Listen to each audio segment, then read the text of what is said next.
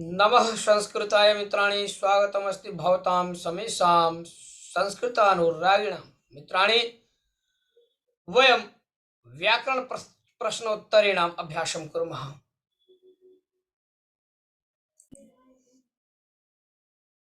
व्याकरण प्रश्नोत्तरी महामैराथन अंतिम प्रयास। मित्रों पूर्ण रूपेण मित्राणि भवन्तः प्रयासं कुर्वन्तु। प्रप्रथमं पश्यामः।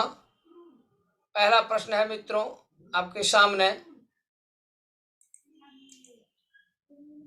लभ धातोः विधिलिंग लकारे मध्यम पुरुष बहुवचने रूपम किम भवति? ए नंबर लभेध्वम, बी लभध्वम, सी लभेता और डी कह रहे हैं लभे। तो सही उत्तर देना है मित्रों। जी हाँ, एक नंबर का ए नंबर, ये सही करें आप सब। ए नंबर बहुत सुंदर। लभेध्वम, लभ धातोः रूपम भवति लभेध्वम। लभेत लभेयाताम लभेरन, लभेथाः लभेयाथाम लभेध्वम। द्वितीयः प्रश्नः, मातृशब्दस्य पंचमी विभक्तौ रूपम किम? जी हाँ मित्रों, कह रहे हैं मातृ शब्द का जो है पंचमी विभक्ति में रूप क्या होगा? मातृस्य व मातातः व मातात कहें या मातु। सही उत्तर देना है मित्रों। शब्द रूप याद करना है आप सभी को। शब्द रूप और धातु रूप से काफी प्रश्न आते हैं, तो आप सब सही सही उत्तर देंगे। तो ये मातृ शब्द का जो है पंचमी विभक्ति में यदि कहें तो ये मातु होगा मित्रों। पंचमी और षष्ठी में मातु बनता है, तो 2 का डी हो गया। आइए तीसरा प्रश्न देखते हैं। अस्मद् शब्दस्य चतुर्थेक वचनम, चतुर्थेक वचने किम रूपम? अस्मद् शब्द का जो है चतुर्थी एक वचन में क्या होगा? ए नंबर करें अवाभ्याम, दूसरा मह्यम, सी नंबर मत व डी नंबर मह्यम अस्मभ्यम। तो आप सभी को याद होगा जब हम आवाम वयम पढ़ते हैं, हम आवाम वयम, माम आवाम अस्मान, मया अवाभ्यम अस्मभ्यम, मह्यम अवाभ्यम अस्मभ्यम। यहाँ एक वचन पूछ रहा है मित्रों, आप सब सही उत्तर दें। बहुत लोगों का सही है। एक बी नंबर आंसर, बहुत अच्छा, बहुत सम्यक। बी मह्यम, यह जो है मित्रों एक वचन में बनता। आइए चौथे प्रश्न को देखते हैं। कह रहे हैं कि स्त्री शब्द से स्त्रीलिंगे रूपम किम? जी हाँ, त्रि शब्द का जो है स्त्रीलिंग में रूप बताएं। तीसरा होगा व त्रिणी होगा, त्रया होगा कि त्रया होगा मित्रों? तो पुल्लिंग में आप जानते हैं कि त्रया होता है और नपुंसक में त्रिणी, और मित्रों स्त्रीलिंग में यदि कहें तो तीसरा, इसलिए इसका आंसर क्या हो जाएगा? ए नंबर। सही आंसर लगाएं। चलिए पांचवा प्रश्न है। शिवोर्च्या इति पदस्य संधि विच्छेदक। शिवोर्च्या में कौन सा संधि है मित्रों? सही सही आप सभी को बताना है। बहुत अच्छा, कमेंट सही आ रहा है। ए नंबर शिवस धन अर्च्या है, बी शिव धन अर्च्या, सी कह रहे हैं शिव प्लस अर्च्या और डी कह रहे हैं शिवस धन अर्च्या। मित्रों सही आंसर डी नंबर होगा। 5 का डी आप सब सही कर लें। शिवस धन अर्च्या शिवोर्च्या। आइए छठवां प्रश्न को देखते हैं। तेन पाठः पठ्यते इति प्रयोग कस्य वाच्य से? किस वाच्य का है मित्रों? तेन पाठः पठ्यते। सही आंसर बताना है आप सभी को। तो कर्तृवाच्य और कर्मवाच्य से भी प्रश्न आएगा मित्रों, अवश्य आएगा, इसलिए आप कर्मवाच्य कर्तृवाच्य के विभिन्न विभिन्न वाक्यों को आप अवश्य जानें। तो तेन पाठः पठ्यते या कर्मवाच्य का है। चलिए सी नंबर आंसर सही करें। छठा हो गया। 7वां प्रश्न देखते हैं। सर्व शब्दस्य स्त्रीलिंगे सप्तम्यक वचने रूपम किम? जी हाँ, सर्व शब्द को आप अवश्य याद करें, शब्द रूप को। इसका जो है करें स्त्रीलिंग में सप्तमी एक वचन में, सर्वस्मिन व सर्वस्याम व सर्वासु व डी नंबर करें सर्वे। सही आंसर देना है मित्रों।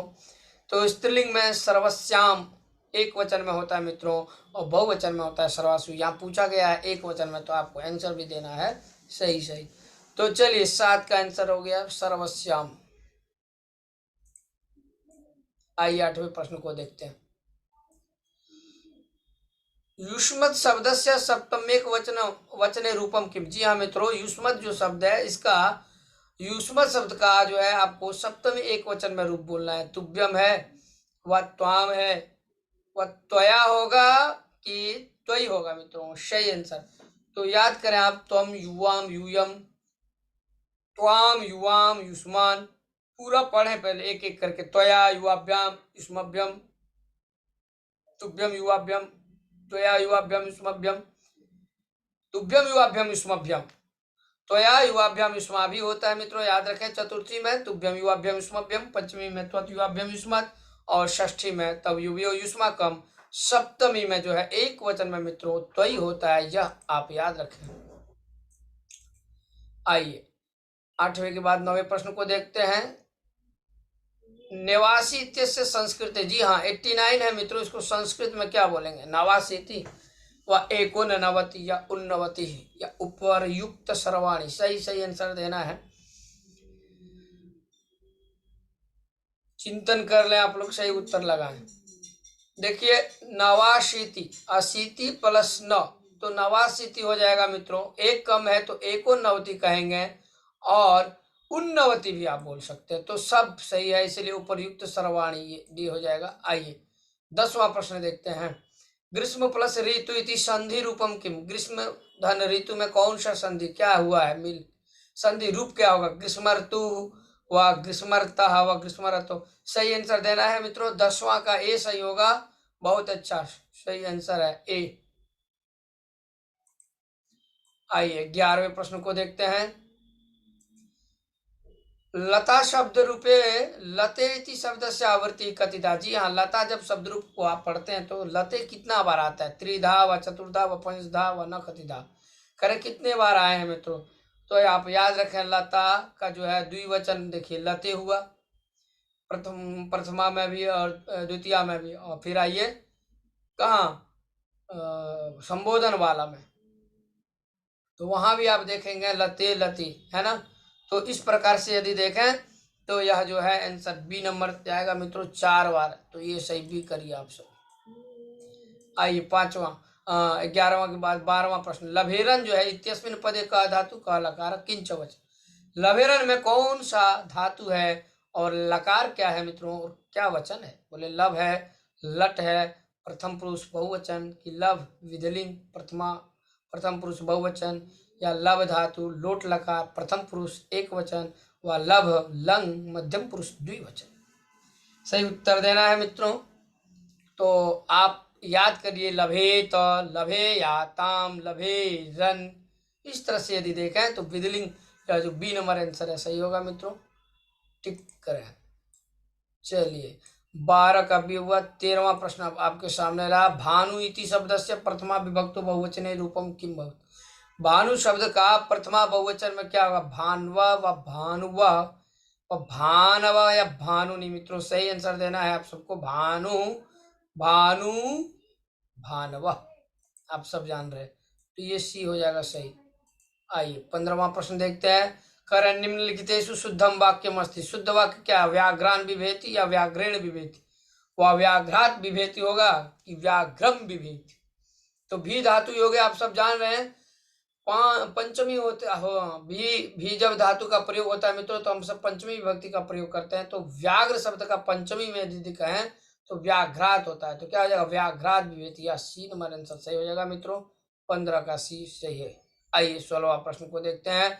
दा धातु हो लट्टी प्रथम पुरुष बहुवचन, दा धातु का लट लकार में कह रहे प्रथम पुरुष बहुवचन में क्या रूप होगा? ददाती व ददंती व ददती व दंती, सही याद करें। दा धातु, क्री धातु और जो है नी धातु, इस प्रकार से इन धातुओं को अवश्य याद रखें। तो ददाती, दत्तः, ददती रूप होता है, सी नंबर सही आंसर होगा। 17वां प्रश्न को देखते हैं। आइए 17वां प्रश्न कह रहे हैं निम्नलिखितेषु शुद्धम वाक्यम किम, शुद्ध वाक्य कौन सा है मित्रों? कह रहे हैं अनिता जलात मुखम प्रक्षाल्यति, वह अनिता जले मुखम प्रक्षाल्यति होगा, या अनिता जलम मुखम प्रक्षाल्यति, वह अनिता जले न मुखम प्रक्षाल्यति, सही उत्तर देंगे आप सब। जी देखिए मित्रों, वह जो है अनिता मुख को धोती है, तो किससे? जल से, तो साधन क्या है? जल है, तो साधन के योग में कौन सा विभक्ति हम लोग लगाते हैं? तृतीया, कर्तरीकरण योज तृतीया, मित्रों याद रखें ये, यहाँ साधक तमम कर्म, यहाँ देखिए ये अनिता जलेन मुखम प्रक्षालित, डी नंबर सही हो जाएगा। 17 का डी 18वां नंबर। व्याकरण शास्त्रे स्वरा कथ्यन्ते, स्वर को क्या कहते हैं हम, अच या हल या अल या न किमपि। जी हाँ मित्रों, व्याकरण के शास्त्र में आप अच प्रत्याहार पढ़े होंगे, यदि नहीं पढ़े हैं तो अवश्य पढ़ें। अ ई उ री री ए ओ आई औ। तो अच पर प्रत्याहार में सारे स्वर वर्ण आते हैं मित्रों, इसीलिए जो है व्याकरण शास्त्र में स्वर को अच कहेंगे। ये नंबर सही करें। आइए 19वां प्रश्न को देखें। उष्म वर्णा के, जी हाँ मित्रों, आप सब वर्णों का उच्चारण स्थान पढ़े होंगे। तो उष्म वर्ण जो है, तो आप वर्णों का उच्चारण स्थान पढ़े तो यहाँ पूछ रहा है कि उष्म वर्ण कौन कौन से हैं। तो ए ओ आई कि बी नंबर ज ब ग ड द, सी नंबर करें स श स ह व य व र ल। उच्चारण करके भी यदि देखें तो भी आप समझ जाएंगे। बहुत लोगों का आंसर सही है, एकदम सी नंबर आंसर सही होगा। आगे चलते हैं 20वें प्रश्न की ओर। 19 का सी। चलिए 20 नंबर प्रश्न संख्या 20। उपसर्गाणाम संख्या का, जी हाँ मित्रों, उपसर्गों की संख्या कितनी है? 21 है कि 22 है, 23 है कि 24 है? और हमें लगता है इस प्रश्न का आंसर सभी लोग दे सकते हैं, पढ़े भी हैं। 22 उपसर्ग होते हैं, आप सब जान रहे हैं। तो 21 20 का आंसर बी हो जाएगा मित्रों, 22। आइए 21वां प्रश्न को देखते हैं। इको यणचि इति अत्र इकः इति अस्मिन् पदे का विभक्ति। जी हाँ मित्रों, आप सब यण संधि पढ़े हैं। यण संधि करने वाला जो सूत्र है वह इको यणचि है। इको यणचि में जो ई का है मित्रों, ई कहा, यह षष्ठी विभक्ति का रूप है। तो इसमें पूछा तृतीय है कि चतुर्थी है कि पंचमी है कि षष्ठी है, सही आंसर देना है मित्रों। तो क्या हो जाएगा इसका? षष्ठी, डी नंबर। चलिए नेक्स्ट प्रश्न की ओर। 22वां प्रश्न है। चतुः धन कपालः इत्यस्य संधि विच्छेद का। जी हाँ, संधि विच्छेद है मित्रों। चतुः कपाल होगा कि चतुर कपाल व चतुष्कपाल व चतुष्कपाल, सही उत्तर देना है मित्रों। आप सब व्यंजन संधि पढ़े हैं, आप सब तो सुनाष्टु भी पढ़े हैं, सुनाष्टु भी पढ़े हैं, तो सही सही उत्तर देना है चतुर्धन कपाल। यहाँ पर जो है बहुत लोगों का आंसर देखिए, डी नंबर का जो ये आंसर है चतुष्कपाल है मित्रों, ये आपका सही होगा। 22वां का डी। चलिए 23वें प्रश्न की ओर चलते हैं। निम्नलिखितेषु सप्तमी विभक्ति नास्ति। सप्तमी विभक्ति किसमें नहीं है? कह रहे हैं फले, पुष्पे, वने, लते। ध्यान देना है। ए नंबर कह रहे हैं फले, दूसरा बी पुष्पे, वने। सही सही उत्तर देंगे मित्रों। तो आप याद रखें लता शब्द को। लता शब्द जब पढ़ते हैं तो लता, लताम, लतया, लताइये चतुर्थी में, पंचमी एक वचन में लताया, षष्ठी में लताया, और सप्तमी में क्या बनता है मित्रों? लतायाम। इसलिए यहाँ जो लते है यह सप्तमी विभक्ति नहीं है। डी नंबर ये हो जाएगा मित्रों। आइए 24वां प्रश्न को देखिए। अदस जो शब्द है बोला, इसका करें अदस इति शब्द से नपुंसक लिंगे रूपम, नपुंसक लिंग में करें तो अदमु अमुनि होगा, या असो अमु अमुनि, या असो अमु अमी, या असो अमु अमु अमु। एक बार विचार करके आप सब सही उत्तर दें मित्रों। चलेंगे अगले नेक्स्ट प्रश्न की ओर। सही सही उत्तर लगाएं आप। 24 का जो है, जी हाँ, यदि याद नहीं किए हैं तो आप याद कर लें। अदह अमु अमुनि बनता है मित्रों, ये नंबर सही हो जाएगा। आइए 25वें प्रश्न की ओर। नेक्स्ट प्रश्न है, कह रहे हैं घ्नांति। क्या है? घ्नंति। करें जो घ्नंति है बोले इसमें कौन सा धातु है? बोले घ्नंति में कौन सा धातु है मित्रों? जनी की तुद वत्री या हन। जो हन धातु को पढ़े हैं मित्रों वो सही लिख लेंगे। हंती हता घ्नंति होता है, हंसी हता हता, हनमी हनवा हनमा, मारने के अर्थ में मित्रों, इसीलिए हन धातु का है, या ये सही लगा लें। 25 का डी। आइए 26 नंबर। चक्षुषे है।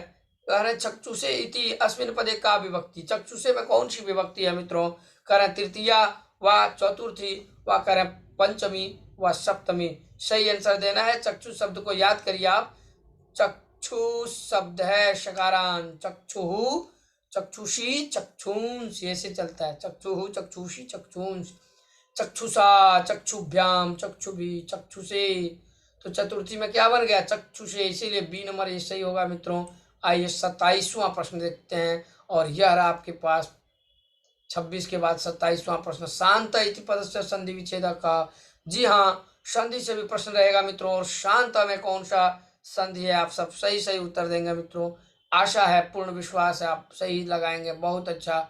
27 का जो आप आंसर लगा रहे हैं एकदम डी नंबर, ये साधन अंत। ध्यान दीजिए, शांता में साधन अंत क्या हो जाएगा? शांता। तो 27 का डी हो जाएगा मित्रों। अगले क्रम में चलते हैं 28वां प्रश्न की ओर। इदम इति अस्य स्त्रीलिंगे सप्तमी एकवचने रूपम। इदम शब्द का सप्तमी एकवचन में क्या होगा मित्रों, आप याद करें। स्त्रीलिंग में करें, पुल्लिंग नहीं, स्त्रीलिंग में। ए नंबर करें अस्या, बी नंबर अस्याम, सी नंबर अस्ये और डी नंबर करें अनयो। तो पुल्लिंग में तो अस्मिन होता है, आप जानते हैं। नपुंसक में अस्मिन, इदम, है ना, इमे इमानी, इसका यदि रूप चलाते तो अस्मि। और स्त्रीलिंग में अस्याह अस्याम होता है मित्रों, याद रखिए। अस्याह षष्ठी है, अस्याम तो यहाँ बी हो जाएगा, बी सप्तमी एकवचन में अस्याम बनेगा मित्रों, सही कर लें, क्योंकि आप पढ़े भी होंगे। इदम, है ना, इयम इमे इमा इमाम इमे इमा, अनयाभ्याम आभ्या अस्याभ्याम अभ्या अस्याभ्याम अभ्या अस्या अनिवासाम और अस्याम, यह सप्तमी एकवचन में होगा। आइए 29वां प्रश्न को देखते हैं। शेखर स्नानम करोति इत्यस्य वाच्य परिवर्तनम किम। करें, इसका वाच्य परिवर्तन करें। शेखर स्नान करता है, इसका वाच्य परिवर्तन कौन सा सही होगा मित्रों।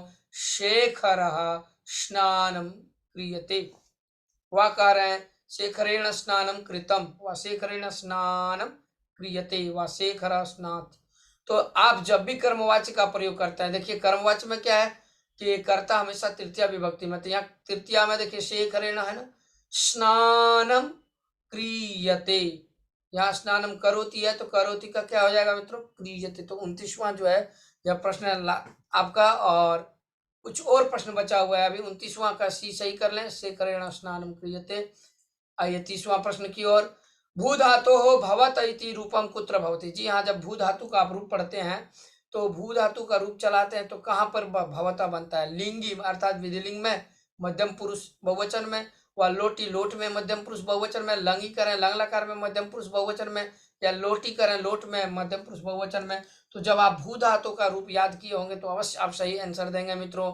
नहीं तो एक बार आप याद भी करें, भू धातु का भवता, तो लोट लकार एक बार याद करें, भवतु भवताम भवंतु और भव भवतम भवता। इसलिए यह जो है लोट लकार मध्यम पुरुष बहुवचन का रूप है मित्रों, इसलिए आप इसको जो है याद करना, लोटी मध्यम पुरुष। ये बी 30 का बी हो जाएगा मित्रों, सही आंसर है। आगे चलते हैं 31वां प्रश्न की ओर। मातृधन औदार्यम इत्यत्र संधि रूपम किम। मात्रोदार्यम या मात्रौदार्यम व मातृदार्यम व मात्रादार्यम। आप जो है चिंतन करके मनन करके प्रश्न का उत्तर दें, सही से दें, घबराए नहीं मित्रों। तो मातृ को आप जब संधि करेंगे मातृ को औदार्यम के साथ तो क्या होगा मित्रों, मात्र है औदार्यम गुण करके वृद्धि करके मात्रौदार्यम, यह सही होगा मित्रों। 31 का बी नंबर आप सब टिक लगा लें, जिनका जिनका गलत है वो सही कर लें। मात्रोदार्यम होगा मित्रों, 31वां का बी नंबर सही आंसर है। आइए 32वां प्रश्न देखेंगे। कुराजा इत्यस्मिन् पदे का समास। कुराजा में कौन सा समास हुआ है मित्रों, सही सही आप आंसर देंगे। करें बहुव्रीहि, बी नंबर अव्ययी भाव, सी नंबर उत्तत्पुरुष, डी नंबर कर्मधारय। तो इसका आंसर देंगे मित्रों। और आप यदि विग्रह करना जानते हैं तो विग्रह भी करके आप कमेंट्स में अवश्य दें जी। तो देखिए कुत्सितः राजा कुराजा आप जान ही रहे हैं, इसीलिए कुराजा में कौन सा समास है मित्रों, बहुत अच्छा, डी नंबर सही है, कर्मधारय। यह जो कर्मधारय है ये सही है मित्रों, आप सब सही कर लें। आइए 33वां प्रश्न देखते हैं। करें शरणागत इत्यत्र का समास। शरणागत में कौन सा समास हुआ है, बहुव्रीहि अविभाव व तत्पुरुष व कर्मधारय। सही उत्तर देना है मित्रों। देखिए आप जब तत्पुरुष को याद करिए, शरणम आगतः शरणागत द्वितीय तत्पुरुष, जब कोई शरण आ जाता है ना तो उसको शरणागत कहते हैं। तो यहाँ तत्पुरुष लिखा है तो आप तत्पुरुष मारे मित्रों। आइए 34वां प्रश्न देखिए। शास्त्र प्रवीण इत्यस्मिन् का समास। सप्तमी तत्पुरुष की बहुव्रीहि की कर्मधारय व द्वंद्व। शास्त्र प्रवीण, जब निपुण प्रवीण इस सब की बात करें मित्रों तो आज याद करेंगे आप सप्तमी तत्पुरुष को। शास्त्रे निपुण शास्त्र निपुण, शास्त्रे प्रवीण शास्त्र प्रवीण। इसीलिए मित्रों सही आंसर लगा लें, आप सब टिक लगा लें। ए नंबर 35वां प्रश्न देखिए। राधा कृष्ण इत्यत्र का समास। जी हाँ मित्रों, राधा कृष्णों में कौन सा समास है, समाहार द्वंद्व की इतरेतर द्वंद्व व तत्पुरुष व बहुव्रीहि। सही उत्तर देंगे मित्रों। और आप सभी का सिलेबस सही है यह प्रश्न, और आप सब व्याकरण विधि को पढ़े ही हैं। तो बस इतरेतर द्वंद्व को याद रखिए। इतरेतर द्वंद्व है यहाँ, जैसे पार्वती परमेश्वर है ना, उसी तरह राधा कृष्ण इतरेतर द्वंद्व समास है मित्रों। तो 35 नंबर का यह आंसर बी सही हो जाएगा। आइए 36वां प्रश्न की ओर। 36वां प्रश्न है, देखिए। हाँ, तुच्छ जीव इत्यस्य समास विग्रह का, तुच्छ जीव में कौन सा समास है? और यह भी आपका जो है पुस्तक से ही लिया गया है। तुच्छा जीव या तुच्छे जीव या तुच्छे जीव या तुच्छे जीव, सही उत्तर देना है मित्रों। अंतिम प्रश्न बचा है, लास्ट, यह इसके बाद एक और है। देखिए, इसका भी आंसर यदि कहें तो तुच्छ ही जीव ही, विशेष विशेषण पकड़ेंगे आप तो डी नंबर सही हो जाएगा मित्रों। आइए, अंतिम यह प्रश्न अब आपके सामने रहा। 37वां प्रश्न, राधा कृष्ण इत्यत्र कः समासः, समाहार द्वंद्व की इतरेतर द्वंद्व। ओहो, यही बस अंतिम प्रश्न आपका यही था, 36वां। तुच्छ जीव है, राधा कृष्ण, ये तो हम सब पढ़ चुके हैं मित्रों। बस आपका यह अंतिम प्रश्न था मैराथन क्लास का, महा मैराथन का मित्रों। जी हाँ, मैं विदा लेना चाहूँगा आप सबों से। अब फिर कल मिलते हैं सुबह।